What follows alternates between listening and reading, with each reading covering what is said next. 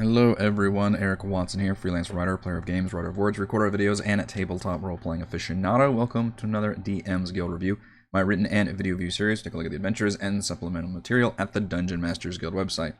This video will be reviewing the Magic Item Supplement, Weird Artifacts I Found in the Guild.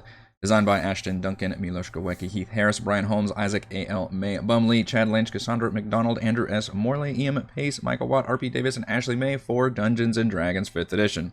A review copy has been provided for the purposes of this review. If you enjoy my content, consider using my affiliate links for online shopping and supporting me via patreon.com/RogueWatson. So, artifacts in a lot of fantasy RPGs is just a term that can be used interchangeably with magic items. That is not the case in Dungeons & Dragons, where artifacts are actually defined as a whole nother level of power and rarity that's beyond anything that's found as a normal magic item. In fact, I have the definition of artifact available on page 219 of the Dungeon Master's Guide. An artifact is a unique magic item of tremendous power with its own origin and history. Might have been created by gods or mortals of awesome power, yada yada yada. Basically, it's the Book of Vile Darkness. It's the Hand of Vecna. It's Black Razor. It's all these just incredibly powerful. You know, it's the One Ring from Lord of the Rings. It's something that entire campaigns can be built around. Usually, you might see like one of these in a campaign, maybe wielded by a villain, or maybe so powerful that it can be a reward for the later adventure, or it's something that you get early, like the One Ring, and it becomes like this campaign-defining thing where suddenly everybody's after it, or you have to destroy it because it's actually super evil. All of those are great reasons to use artifacts. And there's, you know, a couple artifacts in the Dungeon Master's Guide. What this product does is add 100 new artifacts to D&D. That is crazy. And they're really, really well done. I'm not going to comment at all on the balance because, again, artifacts are designed to be just game-breakingly bonkers for the most part. This is high-level, like, Tier 4 stuff. Again, you can introduce them early if you want to. And, in fact, there are some really cool solutions to that through the use of unlocking additional traits, kind of similar to the items of vestige, those powers, the powerful items that can be upgraded either by the players just advancing in levels or doing certain tasks or deeds that will unlock new power levels for these artifacts, which a lot of these have that. So you could, in a cool way, introduce some of these artifacts a bit earlier in the campaign and then allow your players to actually unlock additional enhancements or phases or whatever they're called, depending on what the artifact is. So in the purpose of this review, I can't go over like 200 artifacts because that would just be crazy. But suffice to say that these are not magic items in that you're going to get like 10 per page or something. This is a 200-page supplement because artifacts, by their very nature, have a huge, I guess for lack of a better term, stat block in terms of all of their abilities and features. And a lot of times they have these intricate, well-written, interesting backstories. That can be anything from very little backstory, if nobody really knows about it, to like entire pages, like this very first one, Abomination, which is about this bone devil who was summoned to Eberron and saw like this flying ship and was so excited about it that he basically went home to the Nine Hells and worked on crafting his own flying demon ship. And that is what this is. It's a fucking ship that you can use all three of your attunements to control this crazy ship with like lightning railguns and all this crazy stuff.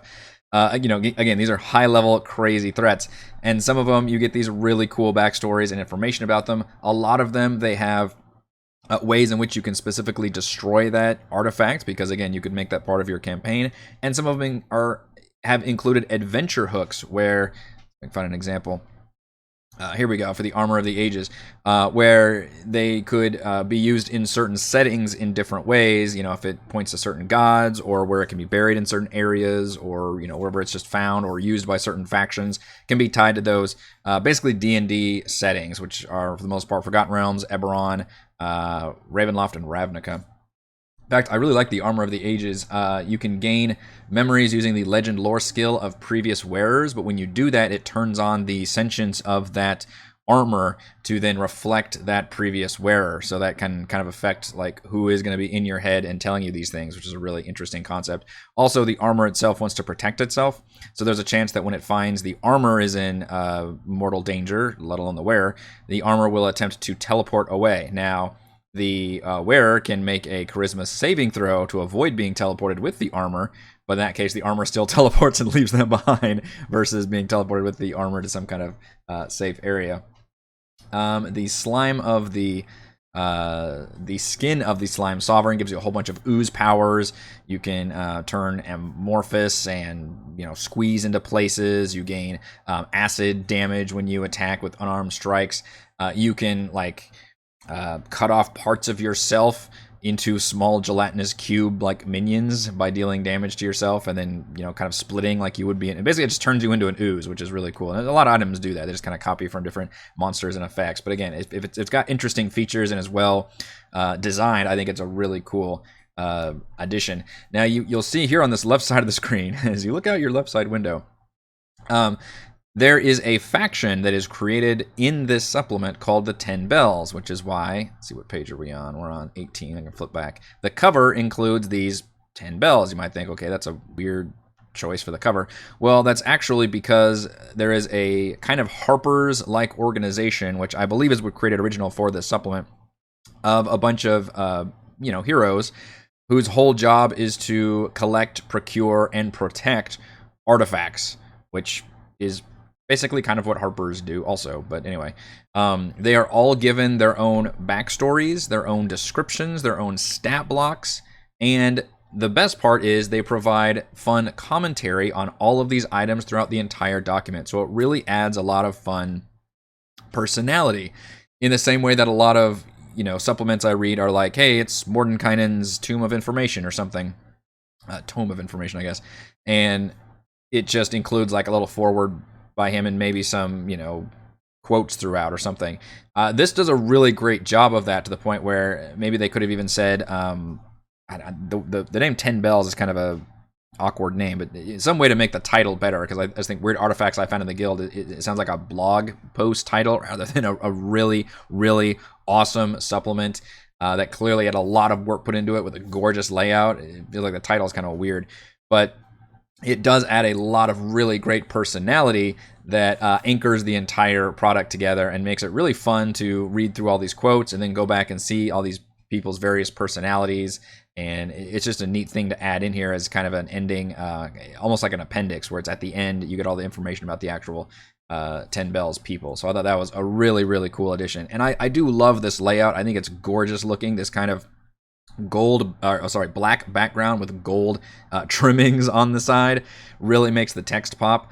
My one complaint, which we'll see once we get out of the first 50 pages or so, is there's not a whole lot of actual artwork, which is really disappointing given that magic items can benefit so much from having art, magic items and creatures both, because you can get that nice little picture, and of course you can provide it as a handout to players if you can crop it out of there. And it's a real shame that a lot of these sound like really cool items, and yet we're not given any artwork for that. So for the first, couple dozen pages, we do get a lot of original artwork, which does look pretty good. But then once I start flipping through these pages here, you can see there's just the layout itself is nice. There's nice background art. I'm just specifically talking about original artwork for the items themselves. We really get hardly anything. There's just, I can flip through, you can see like one sword, one ring, there's pages and pages of nothing, there's like a piano. So that part kind of sucks. It's really disappointing considering that these are really cool items, and I was hoping we could get some more artwork. The Crown of the White King is an example of an item that actually gets stronger. This is a classic Lich type crown, which I do love. The name of the abilities: Even Death May Die, Embrace Unlife, Awaken Death's Majesty. Those are all cool.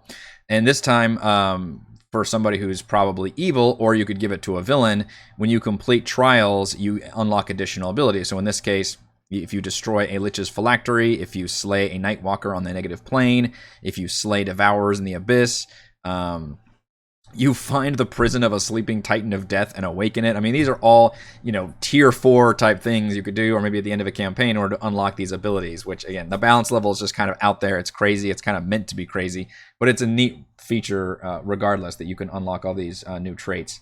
Other examples of items that can do that, and yes, I had to write down page numbers. The only way to review things that are this big. The Coroine Redwar, the Circlet of the Arcane Autorok, works in phases where you can grow this thing if you basically adhere to its tenets, which in this case are demonstrating craft, cunning, and diplomacy. If you do those things, and it provides examples, so create an alliance of different factions, or convince a lich through well-reasoned arguments to abandon its own life, or become a selfless teacher and guardian of magic. I think my players did that in our Princes of the Apocalypse campaign, actually. And then it'll advance through different phases. So it starts off, you know, already pretty powerful. You gain +1 to your spell save DC and spell attack bonuses. Your spellcasting ability score increases by 1, and you convert your own life essence into spell slots by dealing damage to yourself. And then when you upgrade into the phases, all of those things basically just become better. So your +1s become a +2. You can now convert to higher spell slots and so on. And you can gain additional abilities as you upgrade it. And likewise, I believe it can go down in phases if it finds that you are doing the opposite. In fact, it says whenever the bearer of the circlet knowingly reduces or destroys arcane knowledge, the practice of magic, or enhanced objects of the world, the artifact withdraws a bit of its power and the phase drops 1 level. So you're literally, like, you've got this ongoing, like, side quest to further what the crown wants you to do in order, or circlet, in order to keep maximizing its power. It's just a really, really neat concept. And a similar one is the Burning Blade, Lan Lesser, which is starts out as kind of a lesser flame tongue. It's just a sword that can, you know, light itself on fire. But then as you advance through all of these various phases, it becomes a lot more stronger. At one point, it just becomes a flame tongue that's a little bit more powerful, and then it becomes even more powerful flame tongues as you advance, which is, again, just, I think, really, really neat to have those. You know, that's kind of the vestiges item thing where items can become stronger with players and kind of grow with the players. Now, I wouldn't have even thought to do that with artifacts because artifacts are already so freaking powerful. But in this case, a lot of them are, what if we took a powerful artifact and actually lessened it? And then that allows players to get them a little bit early, and then by the time it grows into this really powerful artifact, they've kind of grown with it, you know, throughout their career, rather than having to wait until, you know, super late in the game to actually reward them with these kind of items. For one item that I thought was a joke but is actually quite powerful is the Bubble Wand here, which the description is pretty funny. It's just a wizard who was super into casting bubbles as the whole thing. And it just goes to show you how, like, malleable bubbles are, because it has so many hilarious abilities and features. You can deal, you know, an AoE acid damage with bubbles that pop and create an acid cloud. You can just do like a force blast of bubbles straight ahead that does bludgeoning damage.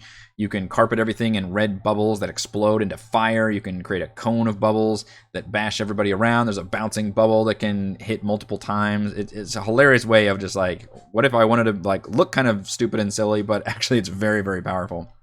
Another one that made me laugh is the Bugle of the Ghost Legion right here, which is designed that when you blow it, it's supposed to create an army that does not fight specifically. And I love the D20 table here. So you've got bugbear berserkers wielding electric eels, dragonborn warriors breathing rainbow smoke, drunken dwarves wearing coifs and cod pieces. My personal favorite is armored bears mounted upon other bears.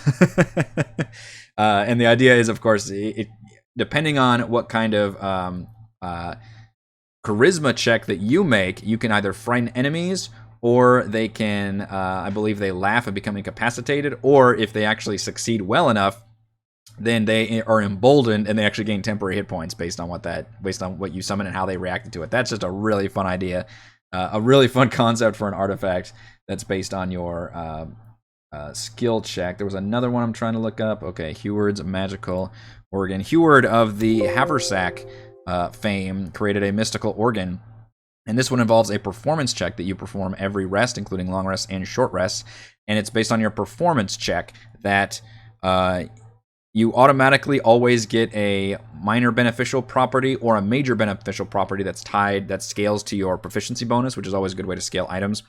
And then depending on your performance check, you can get either additional good properties or you get some detrimental properties, and all that stuff is in the Dungeon Master's Guide in terms of what those properties are.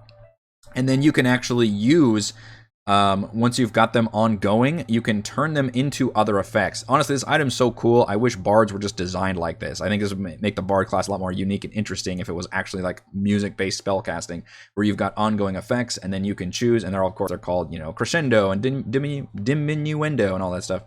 And you can transform, one of those detrimental properties or beneficial properties into like a thunderclap that does a lot of damage, or just, making songs play for other people or doing other different tasks. So really, really cool idea, even though it's kind of goofy to haul around an actual organ. Some of the items are like that too. There's like an entropy throne, which can animate the dead and do different things. I guess it could make it a really interesting, like, unique boss fight is, like literally like these kind of almost vehicle items, things that you wouldn't necessarily carry around with you as an adventure, but you could encounter, as producing maybe extra layer actions or something. I thought that could be cool.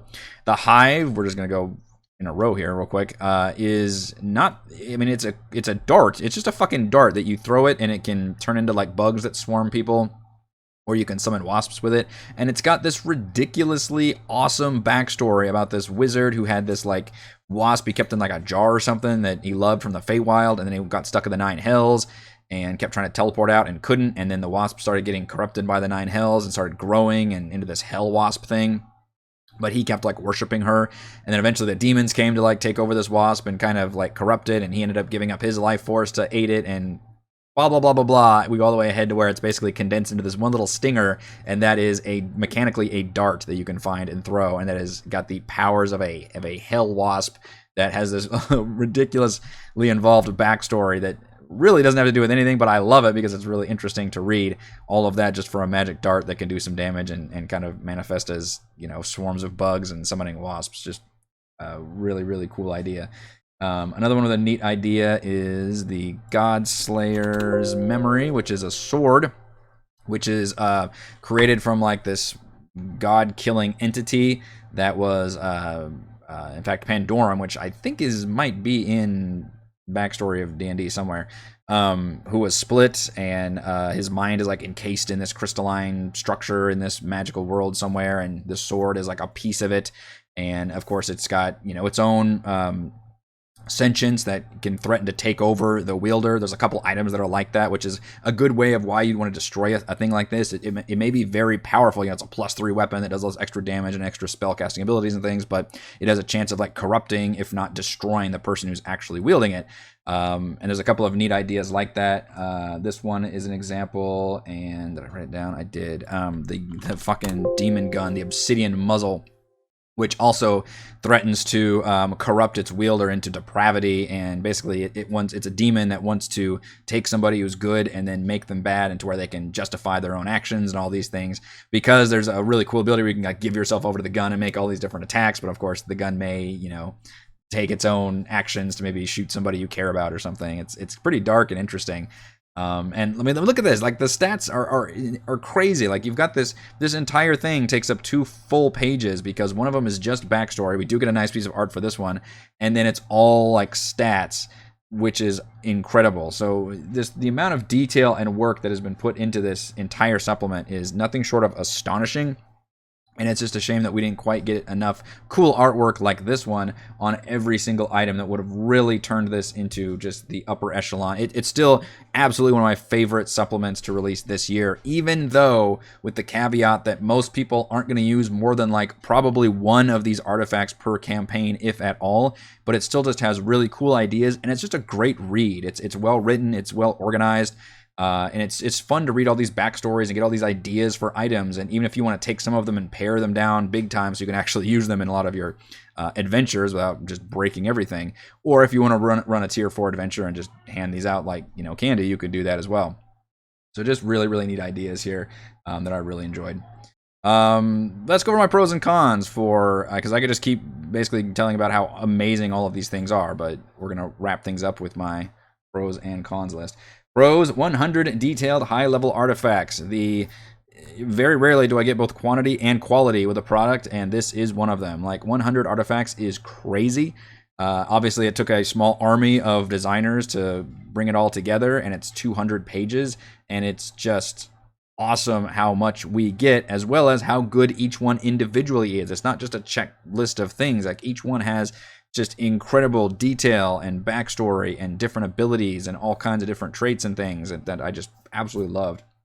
Pro mini entries include adventure hooks for different settings, along with notes on how to destroy these artifacts, because they're powerful artifacts and you will want to use them. You know, if they're tied into certain gods or areas, then this offers ways to, you know, put them in those areas. And if most artifacts, again, the point of a campaign might be to destroy them because they are very, very powerful. You don't want them to fall into the wrong hands, or they are just evil in of themselves, and you need a way to get rid of them. Pro, some artifacts have unlockable traits or otherwise grow in power along with the wearer. I really like that concept increasingly, that you can give somebody an item and it's really their like signature. I don't mean to just land on this flesh carver, by the way. It's a cool artifact though. It becomes like a signature you know, tool or weapon or part of that character that they can wield and use. And maybe you want to reward them for either following whatever the item's sentience is, or you just want to be able to say, hey, I want you to use this item from level 5 to level 15 and feel like it's still useful. So in that case, you know, mechanically, I want you to upgrade things. So narratively, it can be really satisfying, and mechanically, it can be very satisfying. And this product lists probably at least half a dozen that include that feature, which is really cool.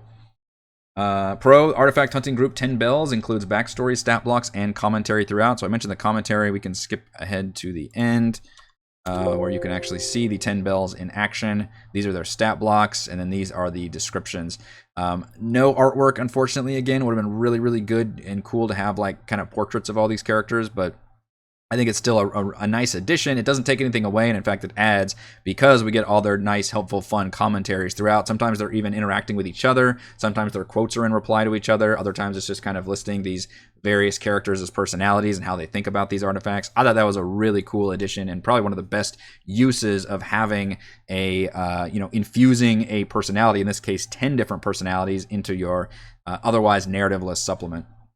And Pro, gorgeous gold and black layout. I really love the way it's all put together with the black background and the gold trims and things. Looks really, really nice.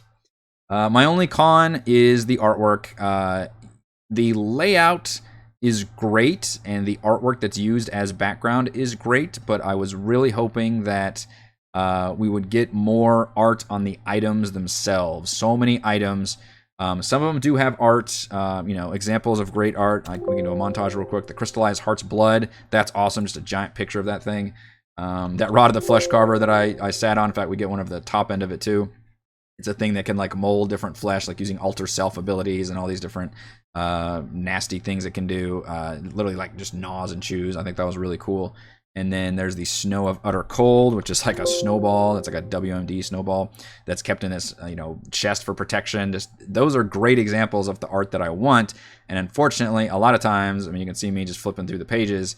We're not given anything whatsoever on any of these items, which is a huge bummer, because art, you know, it makes a big difference. And this is such a high level product that so much professionalism and care was put into it that it just didn't quite cross that final finish line when it comes to having artwork for everything. Final verdict: from demonic flying war machines and upgradable flame tongues to mystical organs and inexplicably powerful bubble wands, Weird Artifacts I Found in the Guild offers an astonishingly comprehensive list of 100 game-breakingly powerful artifacts that entire campaigns are built around. That may be the longest verdict I've ever given. Thank you to everyone for watching this video review. You can see my written review at roguewatson.com. You can watch more reviews and follow our own D&D adventures here on my YouTube channel. You can support my work at patreon.com/roguewatson. Shoutouts to Platinum patrons: Joe, Will, Tiny Dancer, Wizard, Princess, Christopher, Thomas, Captain Mike, Adam, Aiden, Stan, Nathan, Alex, Chad, Alexander, Dan, Cam, and the Quizats, Hatterack, and Gold patrons: RPG Papercrafts, Pretty Boy, and Yuma, Dead Lizard, Lounge, Sam, Ross, Limpy Spuds, Jerome, Scalini, Nick, Farty McButterpants, Blood, Angel, Veronis, Baboon, Nathan, Fast Like a Tortoise, and James. Thank you all very much for your support.